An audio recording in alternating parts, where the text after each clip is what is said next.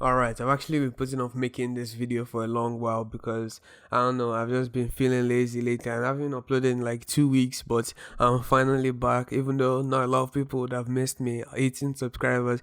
By the way, I've been looking at that and I've been seeing I've been getting more views than I usually do. So if you normally watch my videos, please you could subscribe if you enjoy it. Also, most of my viewers come from people that are not subscribed, so just subscribe.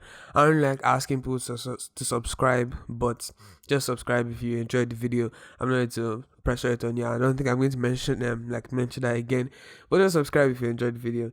So I've made a plan to play every single Assassin's Creed game in order. I'm going to make 3 videos at least on each game, and this is going to be on Assassin's Creed 1. Since it's the first Assassin's Creed and it's Assassin's Creed a really long game, it's going to be a very good game for me to react to or for me to commentate on. And also, since this intro is getting long, I'm just going to say that it's only the intro that I'm going to be playing in this video. So next on, I'm going to play like the center parts or clips of different parts of the game, and then I'm going to record the end on its own and make that its own video. So this video is longer than the usual video I normally make, but I hope you still enjoy it. We start off the game in the Animus where it's glitching and the operators don't know what is happening, but I don't know myself, maybe it's because we've been kidnapped and we were just thrown into an Animus that mind fucks you. Leaving the Animus, we get this cutscene of the operators of the Animus trying to explain everything to Desmond after kidnapping him, and it's in this cutscene you realize how chill Desmond is because he's just been kidnapped and they know everything about him. Even though he says it himself that he's been keeping everything on the low, he still gets out of the Animus while they know everything about him and takes everything calmly. If I was in this situation, I wouldn't lie down on a machine that a group of lab scientists kidnaps me without me knowing and telling me, oh, lie down there, and I lay down there. We're back in the Animus and we have to do the tutorials. To start off with, I first off realized that there are no subtitles in this game. Maybe it's just the version I have, but there are no subtitles. Maybe it's just because it's an old game, but that is really pissing me off because everything is being cancelled out by the noise. I don't even know what the music. It's not the music. I tried turning down the music and it still doesn't work. It's just noise. After doing this tutorial, you realize how stupid the Assassin's Creed guides are going to be further on from this game, because after stabbing him, I don't know if they're either very stupid or incredibly smart, because if I myself was on guard and they killed a separate guard and I saw someone, I wouldn't really approach him. Even if he ran away and hid and it was very obvious where he hid, I would still say, oh, you're lucky you got away, and you'll still walk away, because I don't think there's anyone stupid enough to pursue someone that had just killed a fellow guard mate. Don't mind him, he's just praying. It's only a man of God. No one else could disturb a man of God in this period. This is a very high tense situation. I have to enter this in a very delicate and stealthy manner. Hold, Templars! You are not the only ones with business here. At this point, I realized how smart Altair was, because if I was thrown away and this guy practically saved my life, I would run away as well. I wouldn't just stay back and try to save my brothers. We're at the Assassin's Creed hideout and we finally found out what they mean by hiding in plain sight, because if this isn't plain sight, I don't know what is. Walking in, I see this man that just decides to be a dick to me, even though I've never met him or I haven't seen any backstory with him. And also, I've played Revelations and I've seen the future. I don't see you there, but you know, I was there, so I don't really think you have anything to talk about. You're probably dying in like the next 2 cutscenes.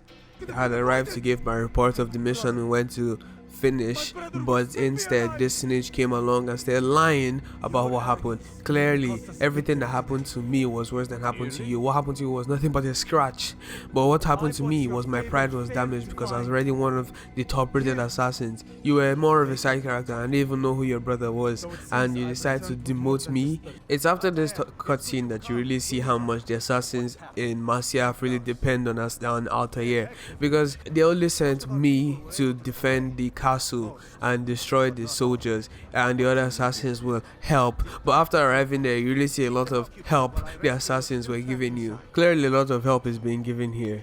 My first actual main combat fight has taken off, and all parts of my plan have dropped down my health to the point where the enemy has underestimated me. So at this point I have to retreat to attract them away from the civilians.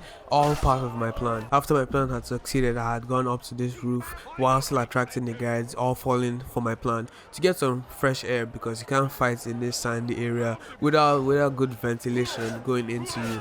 People in this game must really have extremely loud voices, because judging from that distance, I don't think you could hear each other that clearly, or neither could out here really hear you guys talk, because that doesn't look like it's possible. This demonstration really doesn't make any sense, because I think the assassins are well known for doing leap of faith, and even if it's not well known, I don't think you're really instilling fear into the enemy if you're sacrificing 3 of your men, including one of your strongest members, to jump off a roof and die instead of fight and die. After jumping off, you finally see the effects of jumping off a building and landing in hay.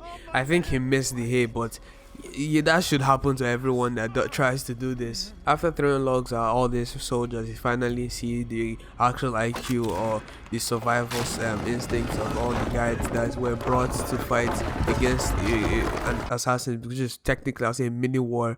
But looking at your soldiers' instincts or reflexes, I don't really think you should have brought these men to fight against the assassins. After saving the whole assassins club and already being declared the best assassin among everyone here, it's still very sensible to sacrifice your best assassin in front of every other assassins, therefore increasing morale. At this point, you really have to realize how Desmond really doesn't want to escape, because the only 2 people holding him back are an old man and a girl that he is bigger than. I'm not saying that she couldn't beat him, but she clearly can, I think. But all I'm saying is you could at least try, because things are looking good for you currently. Of course, you're alive, you're the protagonist, you have protagonist genes, there's no way you're dying this early. It's at this point you have to really question the logic the assassins really used to rank that people. If a novice or a new member that just finished training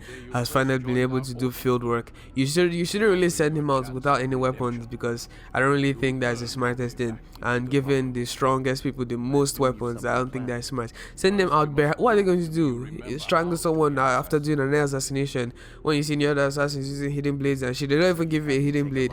I just meant to punch people from air assassinations. I'm surprised the assassins are scared of people climbing and jumping off high things. These are people that jump off rooftops to land in haystacks, but jumping off the second story to land on the halfway to the stairs, it's what everyone is screaming about. Clearly, this is a very safe place to talk about very secretive things and a lot of things that involve other people. Now you've clearly fucked the basket weaver, who is as stupid as you guys as well, because he did the same thing with me, the person that's already part of the people that he's just betrayed, standing right in front of him, still talking about the same thing you people were talking about.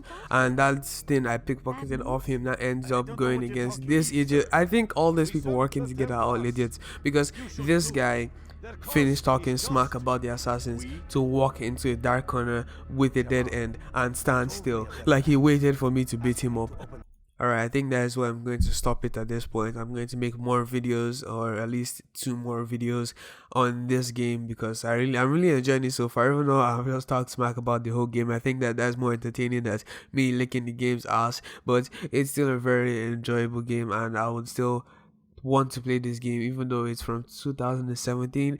And if you guys enjoyed the videos, subscribe and like. Peace.